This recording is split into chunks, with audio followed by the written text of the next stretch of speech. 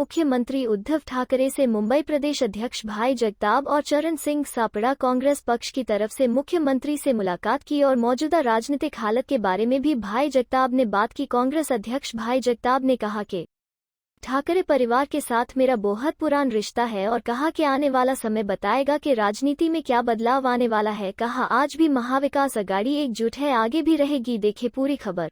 इसके पहले भी मैं बहुत बार उद्धव जी से मिला हूँ। इसके पहले भी मेरे पारिवारिक संबंध है इनसे, इस फैमिली से। मेरी बेटी के शादी में सारी फैमिली आई थी, तो जाहिर है कि मेरे बहुत ही पारिवारिक संबंध है।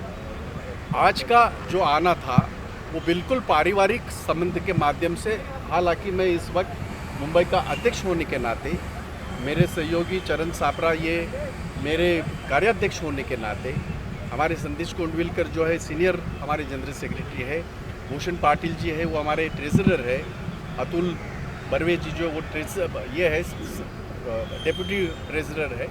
हम सारे उनको सदिच्छा जिसको कहते हैं ना हम लोग उनकी भेंट लेने के लिए आए थे और बहुत ही फ्रैंकली सारी बातें हुई जो हमेशा होती है। और मुझे कहीं भी उनके चेहरे पे ये नज़र नहीं आया कि बस उन्होंने वो भूतपूर्व मुख्यमंत्री हुए हैं, ऐसा मुझे ज़रा भी नज़र नहीं आया। सर कल विधानसभा स्पीकर को लेकर मतदान होने वाला है। एकनाथ शिंदे गुट जो अभी बीजेपी के साथ सरकार में है, उनका ये कहना है उनके पास नंबर्स हैं, वो आराम से विधानसभा में स्पीकर का चुनाव जीत जाएंगे।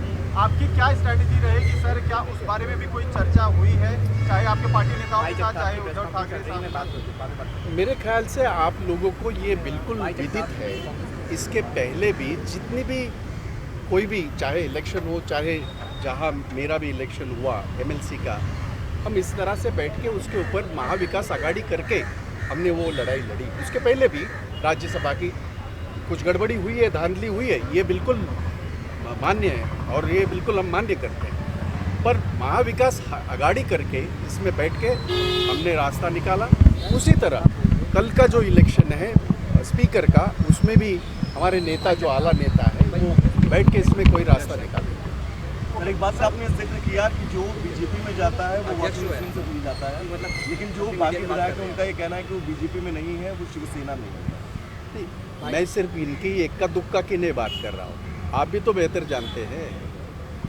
8 साल में इस देश में विविध राज्यों में सरकारें गिराना जो लोकतांत्रिक प्रोसेस से चुन के आए हुए लोग हैं, पैसे का प्रलोभन देके पैसे से खरीदना, उनको अपने जगह से इस्तीफा दिलाना और जो लोकतांत्रिक प्रक्रिया से चुन के आई हुई सरकारों को गिराना, इसको अगर ये ऑपरेशन कमल या ऐसा कुछ कहते हैं तो मैं तो ये कहना चाहता हूँ कि ये ऑपरेशन डेमोक्रेसी है। इस देश में कल उठ के अगर इनके जो नरेंद्र मोदी जी के जो 2-4 लोग जो विश्व के सबसे बड़े पैसे वाले हैं, पूरे हिंदुस्तान में अगर सारी जगह विपक्ष आता है तो ये ऐसा ही काम करेंगे, पैसे से वो भी सरकारें गिराने का काम करेंगे, जो हम देखते आए हैं। ये कोई इक्का दुक्का बात नहीं, महाराष्ट्र की बात नहीं, कर्नाटका की बात है, मध्य प्रदेश की बात है, आपने राजस्थान में वो कोशिश करके देखी। ये सारी चीज़ें हमारे सामने हैं जो इस देश में इसके पहले कभी भी नहीं हुआ था। तो ऐसी एक सत्ता जो होती है, पावर की जो एक नशा है, वो इतने इसमें अंधे हो चुके हैं कि लोकतांत्रिक प्रक्रिया जो हुई है उसको बाजू में रख के जो ये कर रहे हैं उसके खिलाफ हम लड़ाई लड़ रहे हैं। और इस लड़ाई में ईडी का इस्तेमाल करके, IT का इस्तेमाल करके, CBI का इस्तेमाल करके, जो कि ये सारी संस्थाएं लोकतंत्र को मजबूत बनाने के लिए हमारे लोकतांत्रिक ढांचे में उन्हें बनाया गया, उसका गलत इस्तेमाल करके इनके पीछे ये जितने भी लोग गए हैं वो सारे किस तरह से गए मैं टिक्का टिप्पणी नहीं करूंगा, लेकिन इतना ज़रूर कहूँगा ये वही लोग हैं जिनके ऊपर ये बहुत बड़े आरोप लगाते थे। ये वही लोग हैं जिनके लिए आपने मीडिया ने भी इतनी कंपनियां, इतनी फर्जी कंपनियां, वो सब सारा आप ही ने भी बताया। तो वहाँ जाने के बाद सब बंद हो गया। तो ये क्या है? अच्छा सर, एक बात और मैं आपसे पूछना चाहूँगा, क्योंकि कहा यह जा रहा है कि 12 दिनों में जो सियासी घटनाक्रम महाराष्ट्र के अंदर घटा कांग्रेस ने उतनी कोशिश नहीं की कि महाविकास आघाड़ी को बैलेंस करके और बचाया जा सके। मेरे ख्याल से कांग्रेस का रोल ये रहा, हम 44 लोग जिसके बारे में मीडिया में भी बहुत चर्चा हुई, ये रीचेबल नहीं और वो रीचेबल नहीं, ये नैरेटिव सेट होता है दिल्ली में, मुझे पता है। आप लोगों का इसमें किसी का भी दोष नहीं, आप लोगों की नौकरियां हैं, मैं जानता हूँ, मेरे से बेहतर नहीं जानता कोई, इसलिए भी मैं मीडिया का बंदा हूँ। 14 साल मैंने ये किया है, एक अखबार मैंने चलाया है, तो मुझे पता है। पर एक जनरली अगर मैं ये कहूँ कि हमारा रोल सपोर्टर का था, जो पहले दिन से हमने उनको मिले, उद्धव जी के वहाँ वर्षा बंगला पे गए, हमारे नेता बाला साहेब थोराट, अशोक राव चौहान, हमारे सारे नेता, नाना पटोले जी, मैं भी था, तो हमने उनके साथ हम कंधे को कंधा लगा के खड़े हैं, ये हमने उन्हें बता दिया।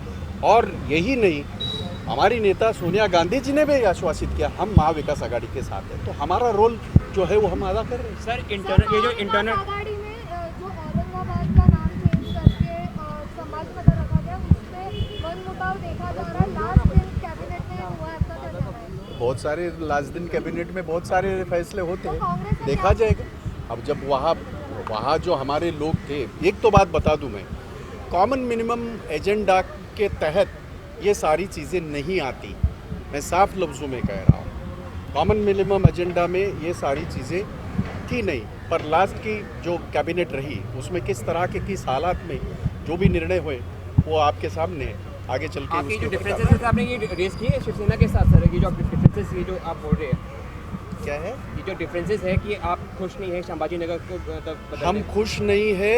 जो कॉमन मिनिमम प्रोग्राम है उसके बाहर की चीज़ें नहीं होनी चाहिए, ये मैंने पहले भी कहा था, जिस दिन फैसला हुआ उस दिन भी कहा था, आज भी कह रहा हूँ। सर, स्पीकर पद को लेकर महाविकास आघाड़ी की तरफ से कांग्रेस का ये बताया जा रहा था कि उनका स्पीकर का पोस्ट के लिए कैंडिडेट खड़ा होगा, लेकिन आज जो महाविकास आघाड़ी की तरफ से कैंडिडेट खड़ा हुआ शिवसेना की तरफ से खड़ा हुआ है, तो मैं इस पूरी वजह क्या है? नहीं, मैं इस पूरी प्रक्रिया में नहीं हूँ।